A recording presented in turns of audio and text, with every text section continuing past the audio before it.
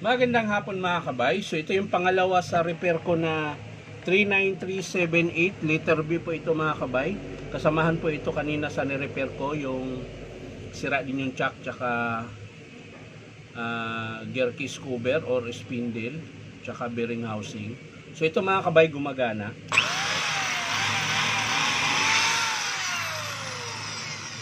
Gumagana din po yung hammer niya. So ibig sabihin hindi siya pudpod. Ayan. So hammer yan, ito naman yung drill. Ayan. So bulitas po ang sira nito mga kabay. Dahil yung hammer niya tsaka drill ay magkaparehas. Parehas po yung tunog. Dapat hindi siya dapat magkaparehas. Ayan yung hammer. Lipat ko sa drill. Ayan, nakahammer pa rin siya. So ang sira niyan mga kabay ay yung bulita sa spindle. Baka nawala or maliit. So titingnan natin mga kabay. So ayan mga kabay, pagpatuloy ko. Tinawag kasi ako sa baba mga kabay. Ano na ba nangyari? Kalimutan ko na tuloy. Ito yung puro hammer. Tapos yung kanyang switch mga kabay, wala na po siyang variable.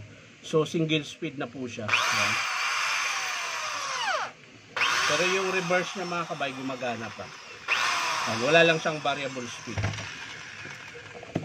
So bubuksan natin yung kanyang gear case cover para matingnan natin mga kabay kung nandun pa yung bulitas.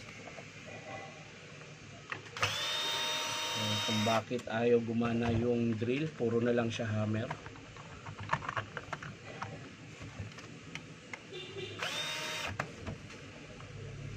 So yan mga kabay, ayun nakalas. Tinanggal nila siguro mga kabay. Andito lang yung bulitas mga kabay. Ang problema, hindi siya nakasuksok dito sa kanyang spindle. Ayan, dapat nandyan po yan sa dulo ng spindle. Ayan, so ibabalik natin mga kabay. Kung gagana na ba yung drill.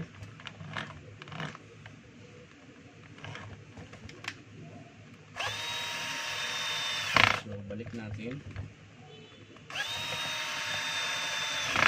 So kung gagana ito mga kabay, ang papalitan lang ay yung chuck tsaka switch.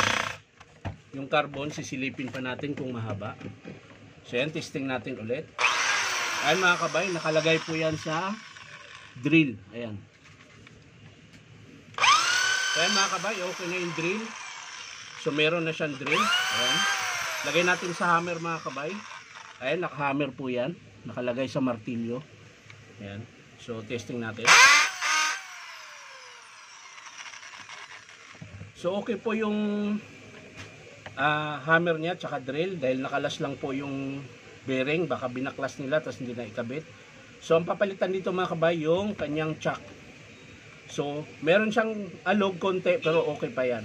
So chuck lang yung papalitan natin, tapos sisilipin natin yung kanyang carbon brush kung mahaba pa.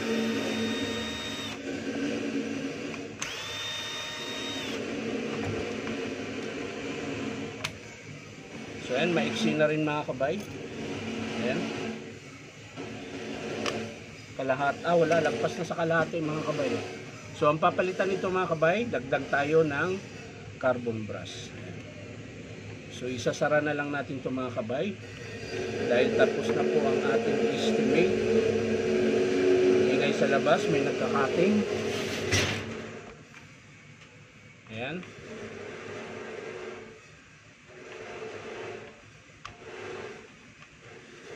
Balik na lang natin yung takip mga kabay.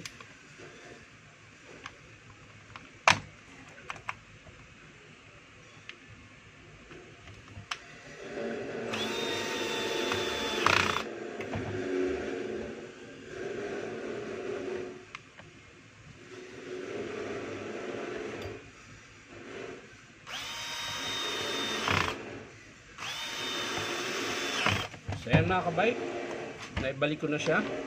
So ulitin ko mga kabay, ang sira lang po nito ay yung chuck, carbon brush, tsaka switch. Wala na po siyang variable speed. Ayan. So kung gagamit kayo ng pangbubong, hindi nyo na ito magagamit dahil malulustrade lang po yung ulo nung ano nyo, ng ulo nung nut. So yan lang mga kabay, maraming salamat. Ulitin ko lang, papalit tayo ng carbon brush, switch, at yung chuck niya na, ang size nitong chuck nito mga kabay, 1/2 by 1/2. 1/2 po yung kaya niyang ipiting talim, ang butas naman po sa spindle ay 1/2. So yan lang po mga kabay, maraming salamat. Bye bye.